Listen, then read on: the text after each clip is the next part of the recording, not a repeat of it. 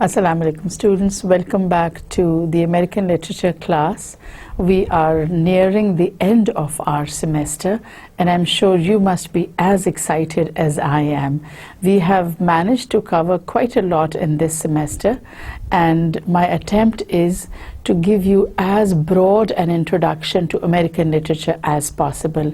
We've covered most of the genres. We've done essays, we've done short stories. We even did a chapter out of a novel, if you remember. And of course, we've done poetry. So right now we're doing drama.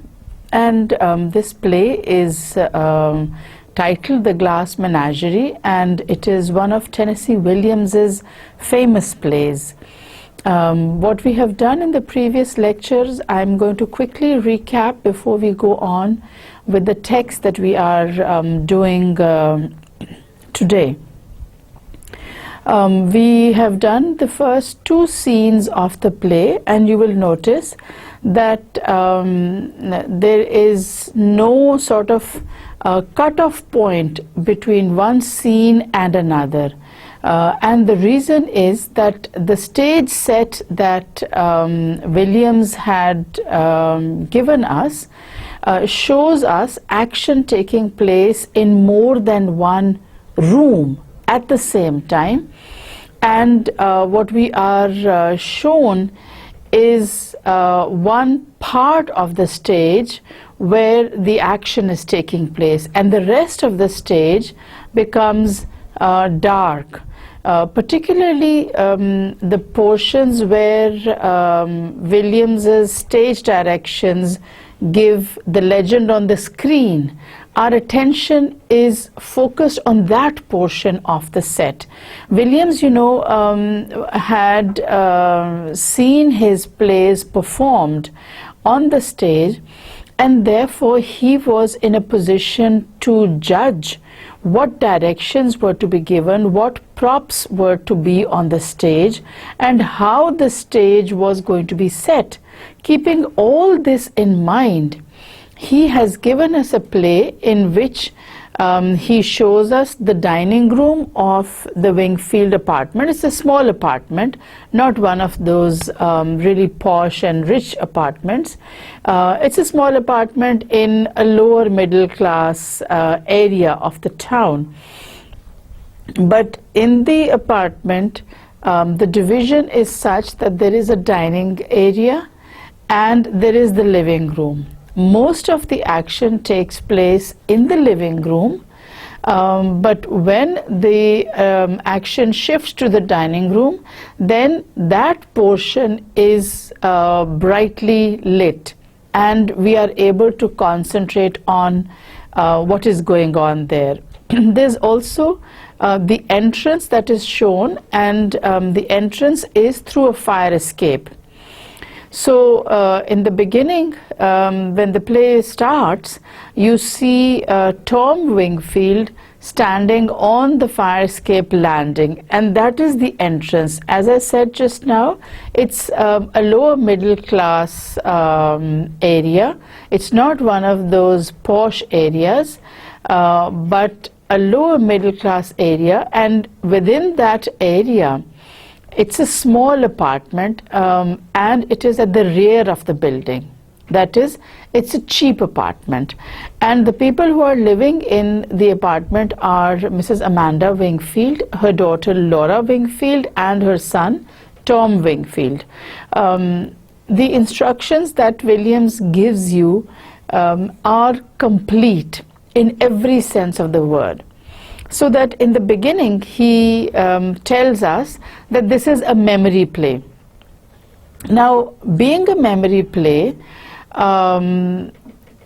it is unrealistic because the memory that we are seeing is from the perspective of Tom Wingfield. If you remember, in the very beginning, when we see Tom Wingfield, he's standing on the landing of the fire escape and he's dressed as a merchant sailor. Now, this is something that happens years after he has left the house. But the action that we see is what Tom remembers of what happened. It's Tom's memory basically. So when we see Tom dressed in a merchant sailor's uniform, we see him as a sailor. But when we see Tom Wingfield in the Wingfield apartment, we see him as a shoe clerk, and he's working in a warehouse. So you need to keep in mind the two persona of Tom Wingfield, as a narrator who knows everything that is happening in the play, and as a character within the play. So when we see Tom Wingfield as a character, he is the son of Amanda Wingfield. But when we see him as the narrator, then he's all-powerful, omniscient, and he knows whatever is happening. So being a memory play, we're going back into the memory of Tom Wingfield, and in other words, he is recalling what happened prior to his departure and induction as a merchant sailor. So right now he is in the position of a narrator who is also a character in the play. The plot of the play has progressed up to a point where Amanda Wingfield has discovered that her daughter has been deceiving her, and that instead of going to the business college to learn typing and shorthand, she has been walking around the town. She's been visiting zoos and the parks, and she's been watching movies. So this comes as a big shock to Amanda Wingfield, because she cannot forget that she came from a very well-established family. That thing is uppermost in her mind. And years after her marriage, she is starting to feel that maybe she didn't make such a good bargain when she married Mr. Wingfield. So when we see Amanda Wingfield coming back home and upbraiding her daughter for having lied to her, we see her at her theatrical best. You know, she's a very theatrical woman, a drama queen, as you would call her nowadays, and everything that happens, she says, you know, I came from a very rich family and I had to marry your poor father, and then he left us, and now everything is on to me, and you know, I could have married so and so, I could have been a rich woman right now, etc., etc., the way a lot of women do after they are married. So she is trying to convince Laura to get married. She has tried to get Laura to take professional training so that she can go on and support herself financially. But she has just found out that Laura does not want to do that. And now she decides that Laura must get married. Now, how that is to happen is what Amanda Wingfield is going to fix in the scenes that we will be discussing today and in the days to come. So we see her at this moment trying her best to get Laura married off. So let's see what we have in the text today. After the fiasco, and this is the third scene starting, after the fiasco at Rubicamp's Business College, the idea of getting a gentleman caller for Laura began to play a more and more important part in Mother's calculations. It became an obsession. Like some archetype of the universal unconscious, the image of the gentleman caller haunted our small apartment. And here the legend on the screen is the image of a young man at the door with flowers in his hand. The idea and the concept of the gentleman caller, I've already explained, is that of a man who wants to marry a girl. And there was a definite format that had to be followed when a young gentleman wanted to get married. And what he would do is, at certain prescribed times, visit the girl's house. And the manner in which he was to visit was that he would take either some candy, maybe chocolate or sweets or something else, or maybe flowers. And that is how he was supposed to win the girl that he wanted to marry. Now, if you remember, in the previous scenes, we discussed Mrs. Wingfield's narration of what things were like when she was a young girl. And she constantly makes this comparison of herself with Laura Wingfield. And she says that in one afternoon, there were 17 young men calling at her father's house with the desire to marry her. So the impression that she's giving is that every eligible young man in the vicinity wanted to marry Amanda Wingfield because she was so pretty and because she came from such a good family. Whereas here, in the case of Laura Wingfield, you don't have anyone. You just have these three characters, and then there's the character of the gentleman caller at the very end of the play. But when we get to scene 3, there is no gentleman caller. No one has ever come to the house and said that he wanted to marry Laura Wingfield. So when Mrs.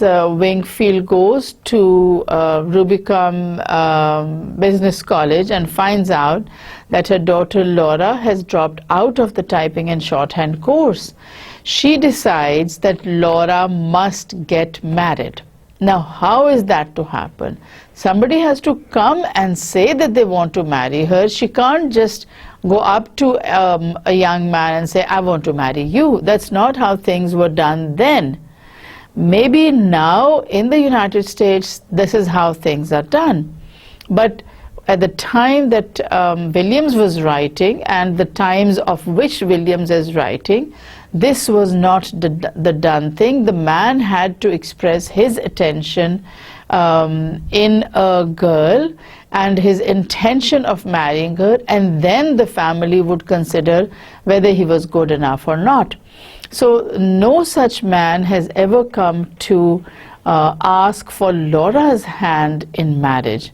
But Mrs. Wingfield decides that since Laura cannot be a professional, cannot be a working woman, therefore she must get married, because her theory is that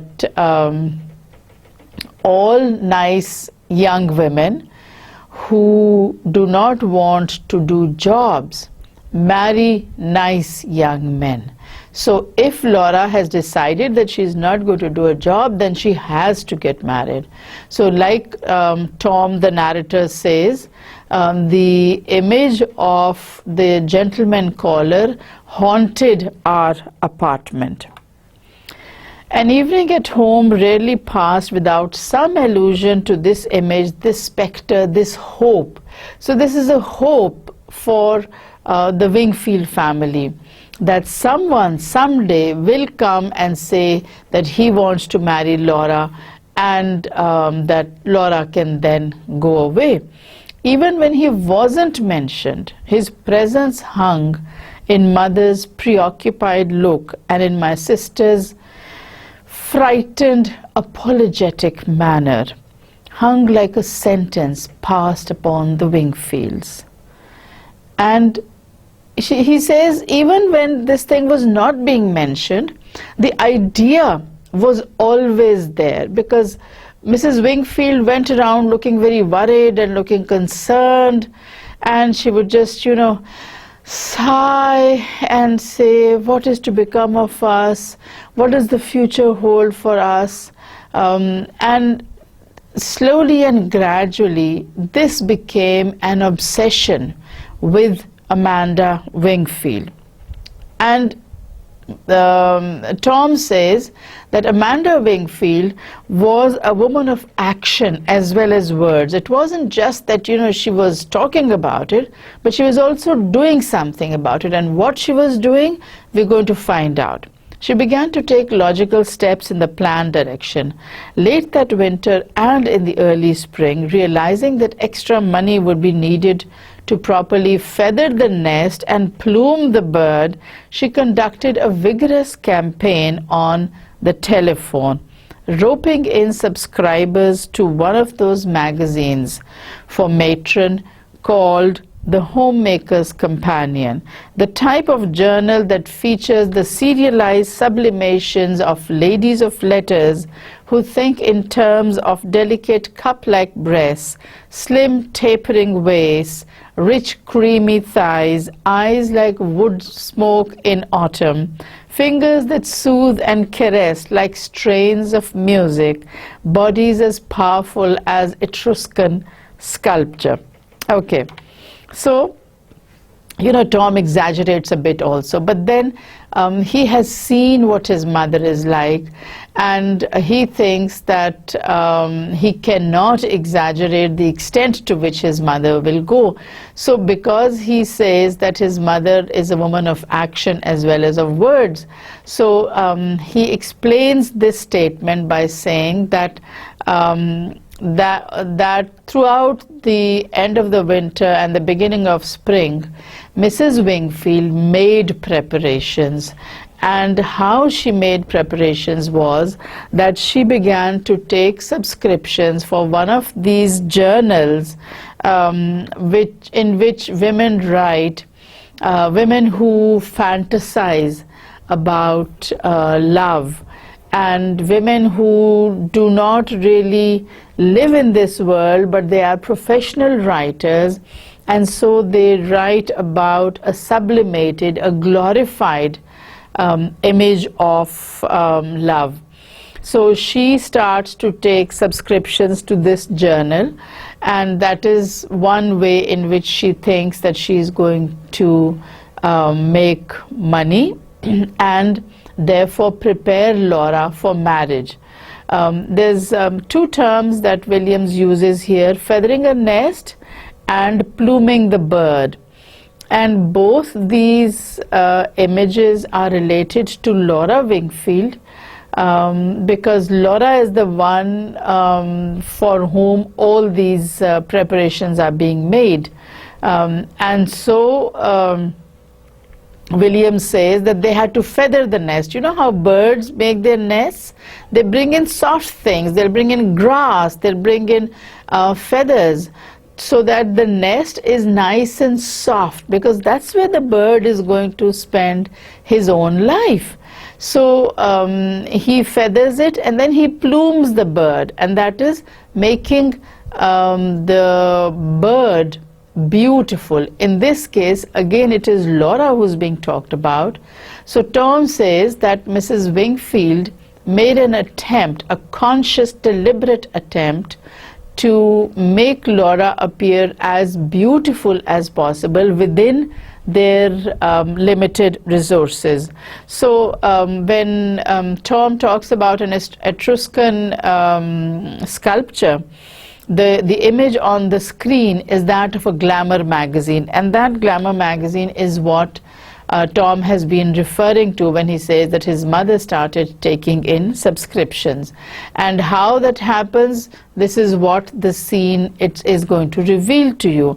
Amanda enters with a phone on a long extension cord, and she is seen conducting this conversation. She says, "Ida Scott, this is Amanda Wingfield.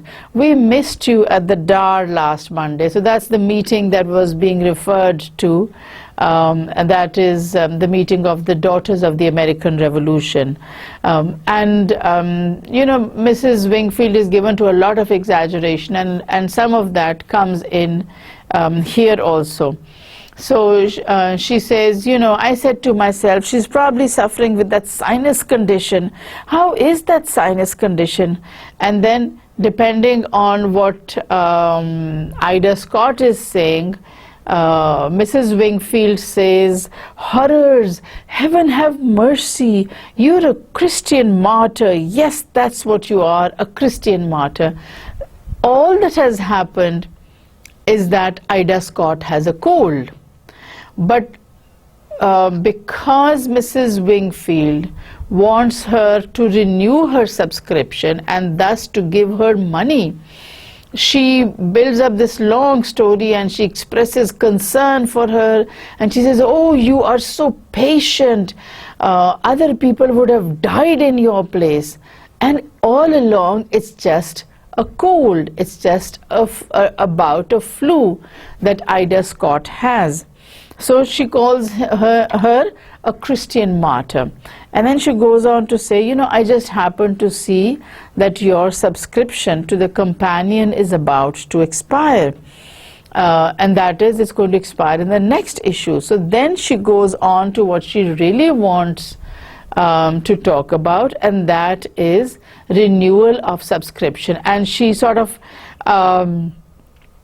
hangs a carrot in front of Ida Scott by saying that, you know, Bessie May Hopper is writing for the journal, for the Companion, and it's such an exciting story, and you know, it has been compared to Gone with the Wind, and people are already saying that Gone with the Wind was nothing compared to Bessie May Hopper's serial. So she builds up that image of the serial story that Bessie May Hopper is doing for this magazine, and she says, you know, you have to buy it because it's so exciting, it's the most wonderful thing since Gone with the Wind, as he calls it, a post-World War novel. And he says, you know, for the post-World War generation, this is the biggest thing that could have happened. And at this point in time, the listener or the speaker on the other end, that is Ida Scott, gets tired of Amanda Wingfield. And she says, oh, you know, I've left something in the kitchen and I can smell it burning. So Amanda Wingfield says, oh, honey, don't let them burn. Go take a look in the oven and I'll hold the wire. And what she realizes is that Ida Scott has hung up on her. She has disconnected the phone, saying that I left something in the kitchen and it's burning. So Amanda Wingfield is continuing to talk, and she's saying that, you know, I'll hold the phone and you go and check and turn the stove off. And she realizes that the woman has hung up on her. And this is very important, because this is what time after time other women also do to Amanda Wingfield. She talks so much that it becomes overbearing, and it's very, very hard to tolerate Amanda Wingfield once she starts off on her lecture.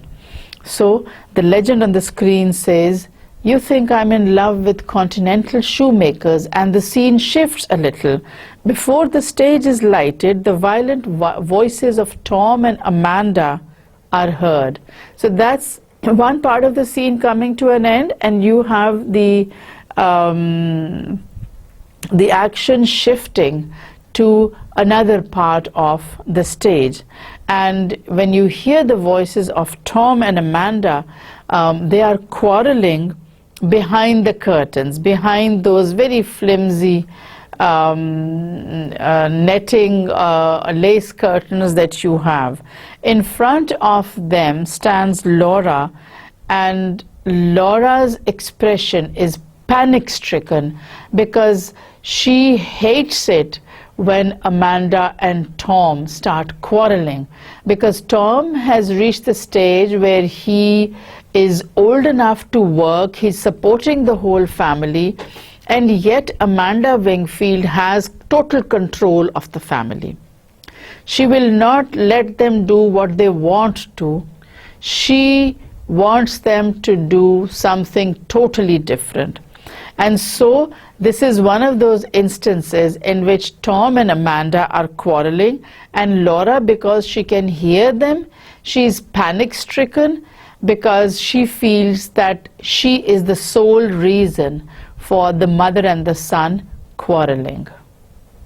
Now, when they are quarreling, as it happens very frequently, they are both talking at the same time. So the dialogue that you have in the next couple of slides, you will see that it is broken up. You don't have complete sentences because they are speaking simultaneously. Tom is shouting and Amanda is shouting. Tom is saying that I have nothing in this house that I can call my own. You won't let me do what I want to. And Amanda is saying, I will not have you shouting at me. I will not have you raising your voice, etc., etc., etc.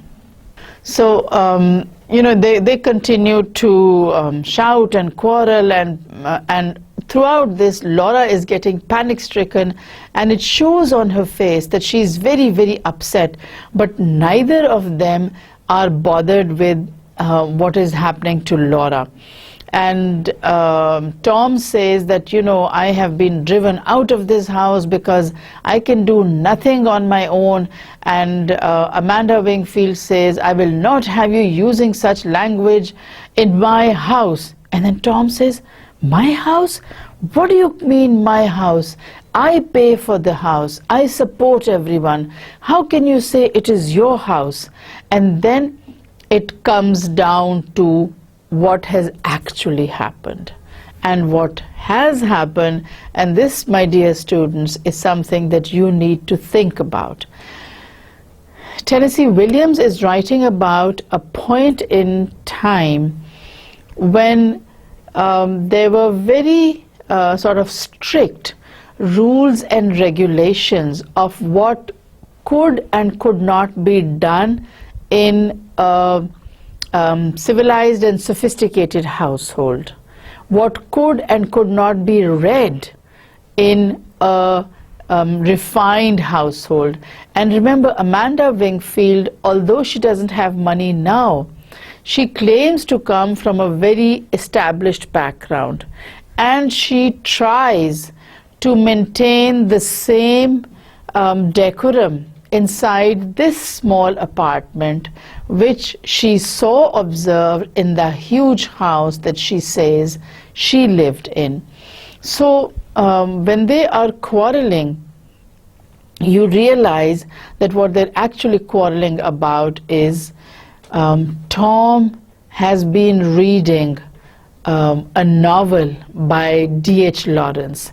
And those of you who are familiar with that name will also know that D.H. Lawrence wrote some very graphic novels, in the sense that he gave a lot of importance to the physical relations between men and women. So when his novels were published, they were banned. They were banned not just on the government level, but also on the personal level. People would not allow their children, their spouses to read what D.H. Lawrence was writing. So what has happened here is that Tom Wingfield, because he has this taste in novels and in films, he had brought back a book, and he says, you confiscated my books. So Amanda has taken away those books, and Amanda says, yes, I took that horrible novel back to the library, that hideous book by that insane Mr. Lawrence. And Tom starts laughing, And she says, I cannot control the output of diseased minds or people who cater to them, but I won't allow such filth brought into my house. No, no, no, no, no. So, very categorically she says, you will not read these books. I can't stop people like D.H. Lawrence from writing, but I can stop you from bringing those books to my house. And this is where Tom just blows up and he says, house? House?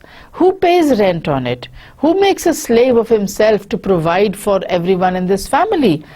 And Amanda Wingfield says, don't you dare say such things. Now, this quarrel is sort of boiling over, and they are bringing out accusations to hurl at each other, and it's almost as if they are hitting each other. They are mother and son, and as such there can be no physical violence, but the speech is very violent. They're shouting, they're screaming, and finally Tom says, I don't want to hear anymore. He flings the curtains aside, and he just, leaves his mother's presence. And all the time that he is doing this, we see Amanda, whose hair is in curlers, and she's wearing a bathrobe. She is actually a beautiful woman, but the condition in which we see her now is one of disarray, because she's not dressed to go out. She is in a state where she's not wearing nice clothes. She's just wearing a very old bathrobe that covers her body, and her hair is still in curlers. We see this typewriter on the table and a lot of pages with it, and you get the idea that Tom Wingfield has been typing out something. And the entire scene is such that you have furniture overthrown, and you have all this typewriter and paraphernalia on the table, etc., etc. So this is not a part of the house that is meant to be shown to guests coming in. So the idea that is given by Tennessee Williams is that perhaps this quarrel was precipitated by the fact that Tom was sitting writing something, and Amanda Wingfield just could not tolerate it. So the quarrel continues, and Tom says, I'm going out. And when he says, I'm going out, Amanda Wingfield says, come back here. I'm not through talking to you. And Tom is, he's desperate. And at this point in time, Laura intervenes, and she wants to pacify her brother. She knows how bad her mother is once she starts going. But she also does not want relationships, the relations between the mother and son to be spoiled. So she says, you're going to listen, and no more insolence from you. I'm at the end of my patience. So Amanda is dictating to Tom, and he comes back and he says, what do you think I am like? Aren't I supposed to have any patience to reach the end of, mother? It seems unimportant to you what I'm doing, what I want to do, having a little difference between them. You don't think that, and Amanda interrupts, and she says, I think you've been doing things that you're ashamed of. That's why you act like this. I don't believe that you go every night to the movies. Nobody goes to the movies night after night. Nobody in their right mind goes to the movies as often as you pretend to, because Tom has been going out every evening saying that he's going to watch a movie. People don't go to the movie at nearly midnight, and movies don't let out at 2 a.m. So these are the hours that he's been keeping. From midnight to 2, he disappears from house, and Amanda is very, very angry about this. And she says, you come in at 2 a.m. and you are muttering to yourself, and you are sleepy, and you get 3 hours sleep, and then you go back to work. What kind of a life is this, where you spend your whole night outside, and when it is time for work, you are sleep deprived. You have not been able to sleep as long as you should. Your body has not been able to recuperate. And Tom is, just going wild, and he says, I'm in no condition. And Amanda says, what right have you to jeopardize your job? Jeopardize the security of us all. How do you think we'd manage if you were? And what she's trying to say is, if you were kicked out of your job, how would we manage? But here Amanda focuses on the one point that Tom has been trying to emphasize, and that is that Tom is paying the rent, Tom is supporting his mother and his sister, and if this is the case, then Tom should have a say in what time he comes or goes, what he does, and what he likes to do. And that includes writing a novel or a poem, an essay or a short story, whatever. So Amanda Wingfield is not willing to give him his right, but she does want him to continue working for the shoe factory, and that's something that Tom Wingfield is sick to death of. He says, I don't want to work in the shoe factory. So what Amanda calls attention to is the fact that if Tom loses his job because he's going to the movies every night, and obviously he can't stay awake in the morning, so she says, if you lose your job, that is going to mean that Laura and I will have to go on to the street and beg for money. So this is how she tries to blackmail him emotionally. And Tom, because he's very angry, he says, listen, you think I'm in love with the Continental Shoemakers? You think I want to spend 55 years down there in that Celotex interior with fluorescent tubes?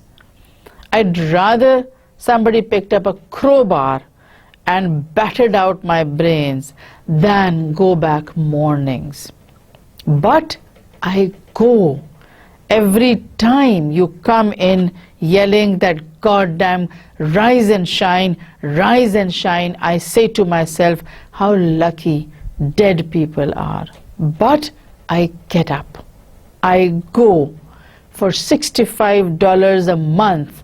I give up all that I dream of doing and being ever. And you say self. Self's all I ever think of. Self is what I have thought of. If self is what it actually means, self is where he is, and he points to his father's picture, says that is self. He thought of self. I do not. I think of you. I think of my sister. And that is why I go to the office. I go to the Continental Shoemakers every single morning, even when I have had only 3 hours of sleep. I go there. I get up at 6:30 in the morning because you come in shouting, rise and shine, rise and shine. I am sick to death of your rise and shine. But I get up. I come in at 2 o'clock and I get up at 6 o'clock because I have work to go to. So I go to work not because I'm thinking of myself. I have stopped thinking of myself. I do not do anything that I want to do and that I have always wanted to do. I do what you want me to do, and that is bring in money. And the money that he is being paid is a very measly sum, $65 per month. Even if you multiply that $65 by 200, let's say. The dollar rate is somewhere slightly above 100 these days, but even if you multiply it by 200, all that it comes to is what? $65 multiplied by 200, you get what? 13,000 rupees. What kind of a household can you run in 13,000 rupees? Now you all also know that we are putting in a very inflated rate for the dollar. But he says, if I were to think of myself, I would run away also. I would be like my father. And he points to the portrait and he says, he thought of self, I do not. I think of you, I think of my sister. And that is why I do this job. I don't want to do this job. I hate the job. I hate the smell of that place. And yet, I cannot get anything else. And so I go to my job every single day. So what he's trying to say is, if he had been thinking of himself, he would have gone as far from that place as the system of transportation reaches, so probably down to the sea. So, he sort of makes a move to go out, and Amanda grabs his arm, and he says, don't grab at me, mother. And she says, where are you going? I says, I'm going to the movies. And she says, I don't believe that lie. And Tom says, I'm going to opium dens. Yes, opium dens. Dens of vice and criminals hangouts, mother. I've joined the Hogan gang. I'm a hired assassin. I carry a Tommy gun in a violent case. I run a string of cat houses in the valley.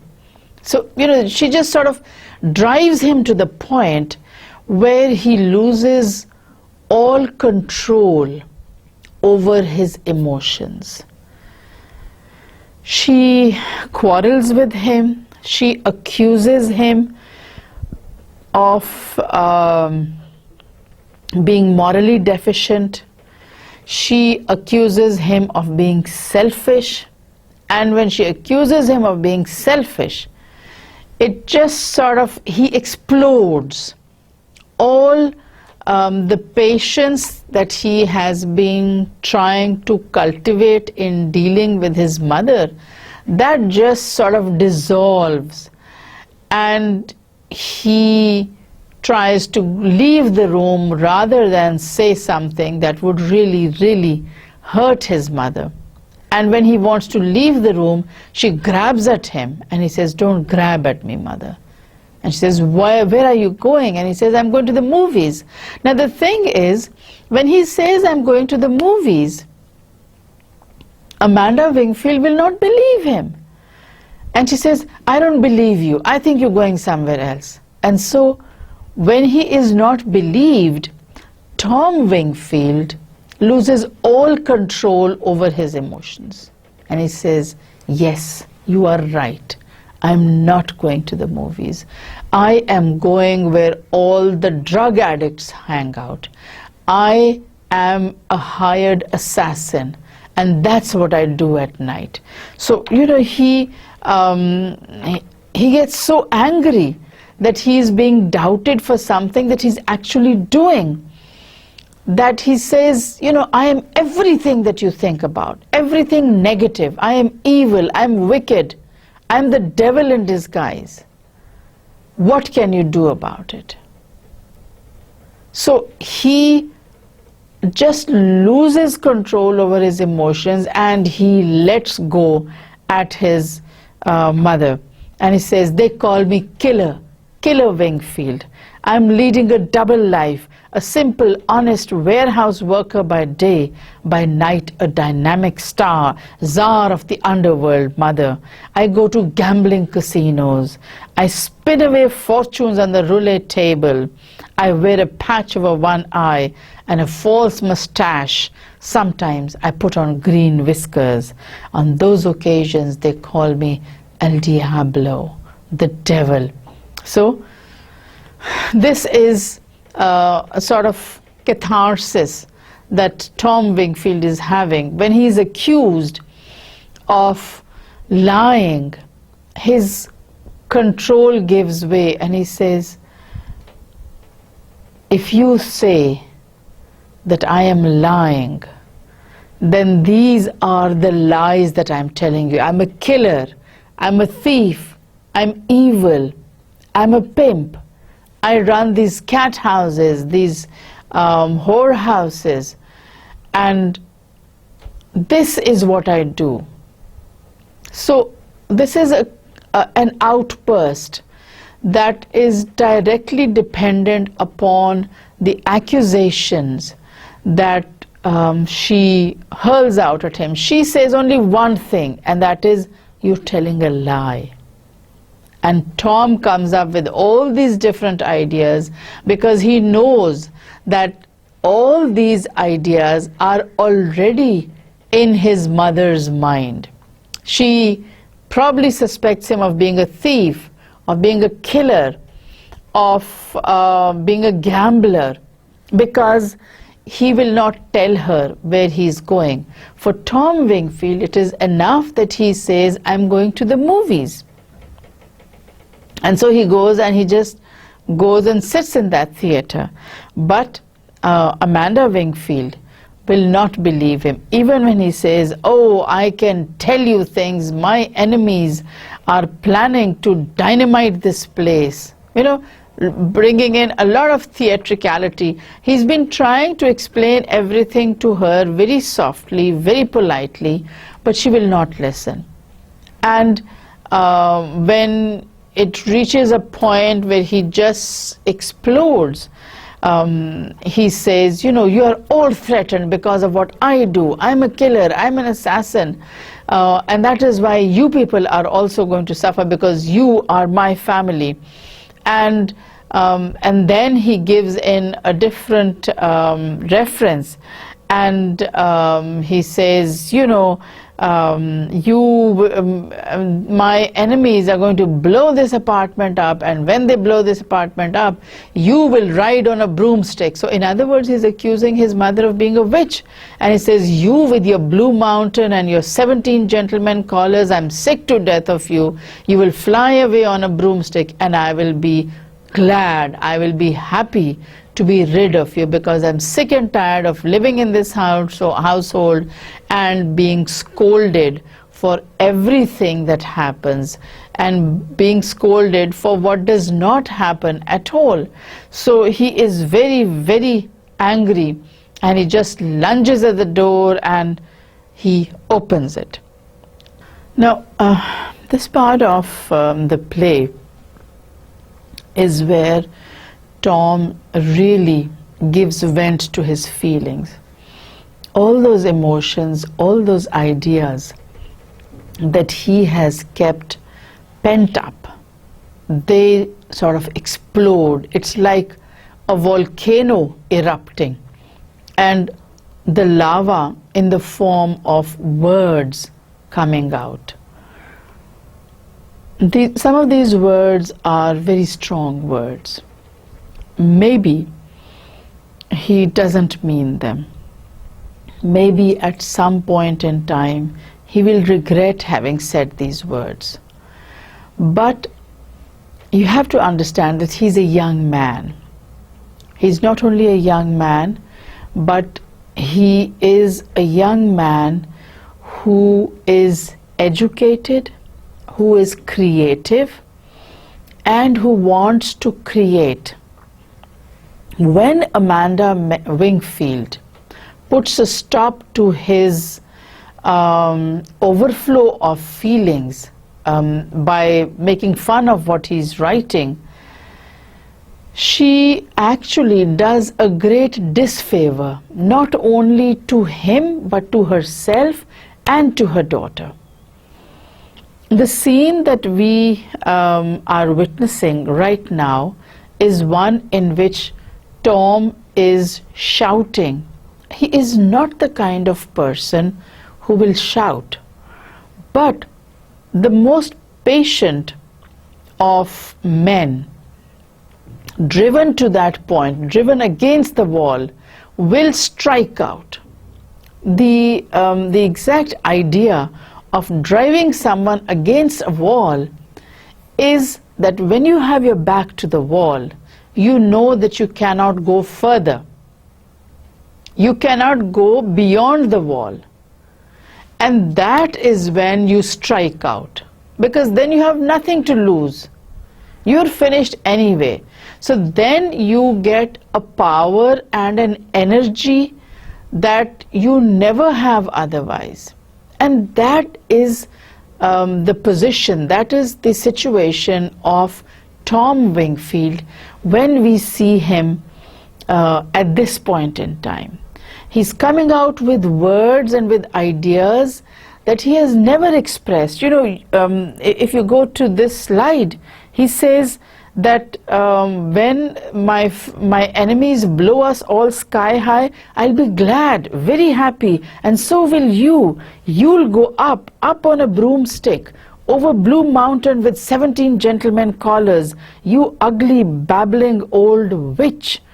Now, the fact that he calls his mother witch shows that all those feelings that have been pent up, all those emotions are coming out now in the form of a lava, because he has not been allowed to give expression to his creative urge. She makes fun of the poems that he writes, and he cannot bear that. He says, you know, that's the only thing I do, and that also you are stopping me from doing. So when that creative instinct is sort of covered over with a lid, then that pressure builds up in him. And when she accuses him of lying to her and of not going to the movies, he says, yes, I am all that you think of me, and I am telling a lie. And then he comes up with all those ideas and all those things that he has never done. He is not a thief, he is not a murderer, he is not an assassin, he is not a gambler. But this is what she suspects him of doing. And when she accuses him of lying to her by saying that he's going out to the movies, he says, all right, I'm not going to the movies. I'm going out to gamble. I gamble away fortunes.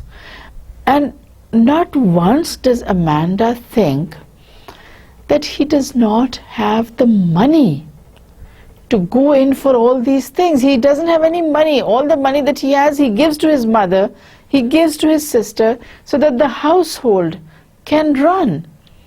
And yet she accuses him of being selfish. So she herself is being very unfair. Unfair to Tom, unfair to Laura. And when Tom has this outburst in which he just ends by calling his mother a witch, he just lunges out of the door. But the women watch him, and they just don't know what to do. You know, Amanda is thunderstruck.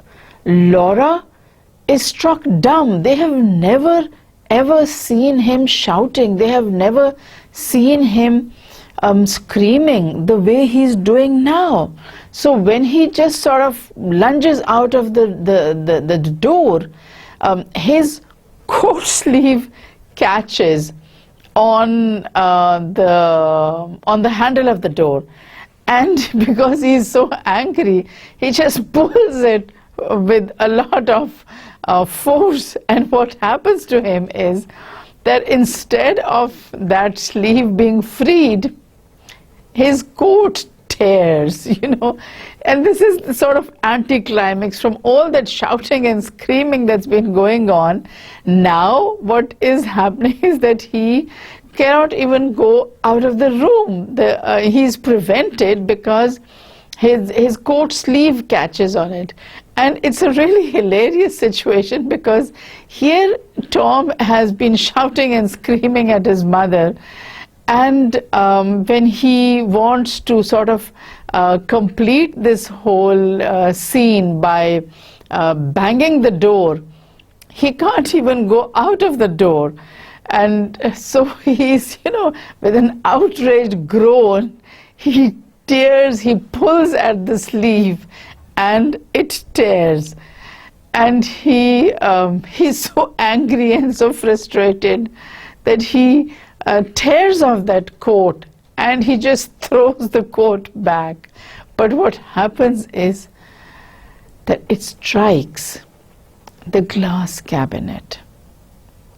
And this is the glass cabinet where Laura has stored her animals. Remember those animals that were introduced in the very beginning, when she's sitting there polishing those glass animals, glass figures?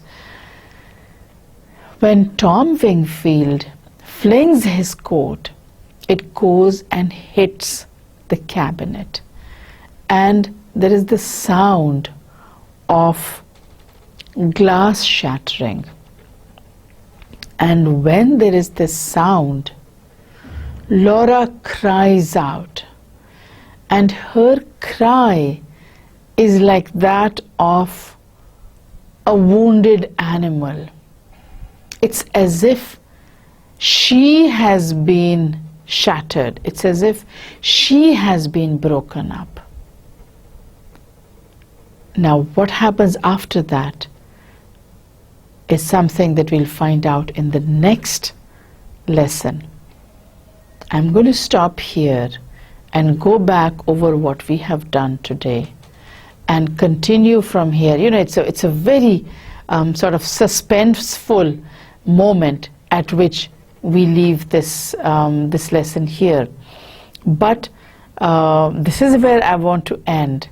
And what happens after this is what we are going to find out in the next lesson. So let me quickly go over what we have done in the play The Glass Menagerie. What the point at which we started on today was where the third scene starts, and Tom, the narrator, talks about the fiasco in the Rubicam Business College, where Amanda found out that Laura has not been attending. So from that point onwards, Tom tells us that all of Amanda's attention was focused on getting Laura married off.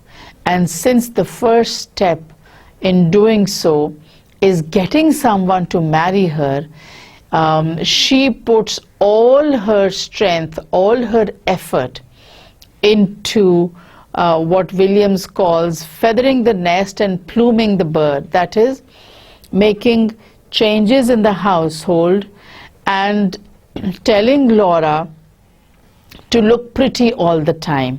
Now, she is not in a financial situation where she can afford to have Laura doing nothing but just sitting there polishing her glass animals or memorizing the alphabet. Laura has to do some of the work, but Amanda takes everything on herself.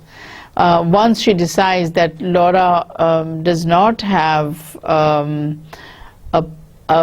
career in mind, she's not a career-oriented woman, the next best thing is that she must get married to some nice man. And so this idea of the gentleman caller is what sticks in Amanda Wingfield's mind. The point that sort of forms the focus of this part of the play is Amanda and her son Tom Wingfield having a quarrel. And this quarrel we see starting from beyond the stage. And here the beyond the stage is beyond the curtains. So before we actually see the two of them, we hear them. They are behind the silk curtains, and in front of the silk curtains you see Laura. And Laura is a witness to the argument that Tom and his mother are having. So as she listens to the argument, she becomes more and more worried. She becomes more and more panic-stricken because she cannot stop them. She cannot interfere in their argument, and yet she's scared. You know, Laura is basically a very sensitive creature, and any kind of stress is bad for her. She just breaks down under stress.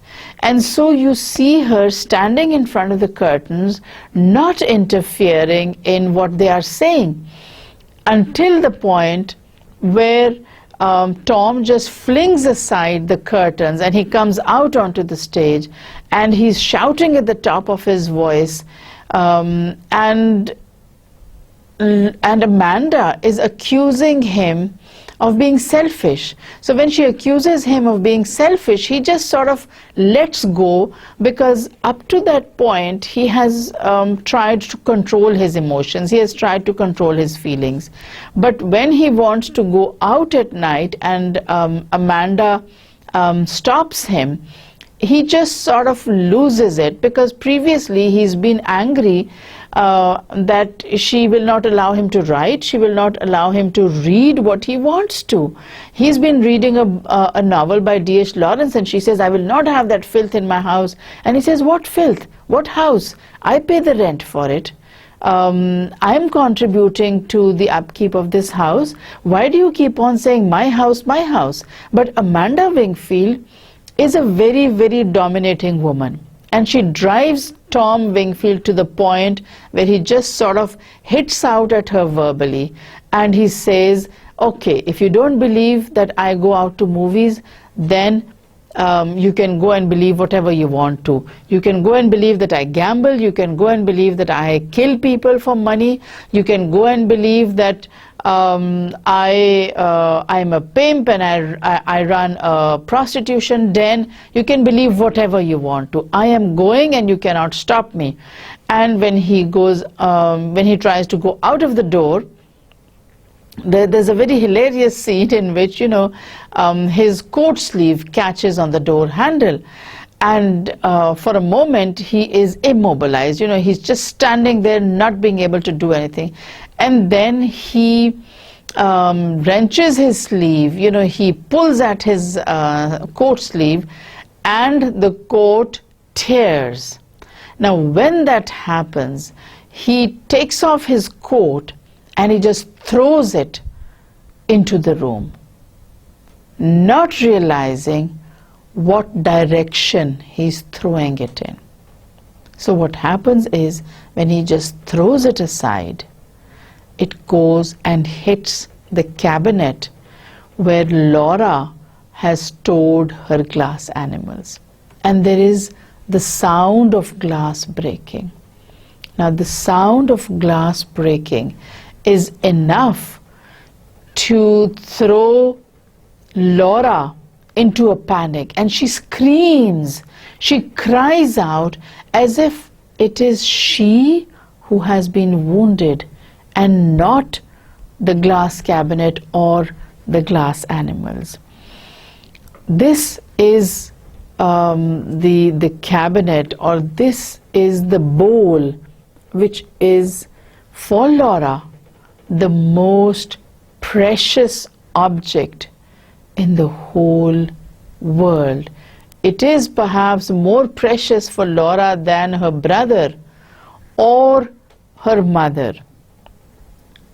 This is what she focuses all her attention on. And to hear something breaking in that cabinet is intolerable for her. And so she screams out like an animal that has been wounded. We're going to stop here and hopefully do some more in the next class. I want you to continue reading the play. I want you to read every time we have a class. I would like you to read the text that we have read before, as well as the text that we are going to read in that particular class. So we are coming to the close of our semester, and we're also coming to the close of this play, The Glass Menagerie.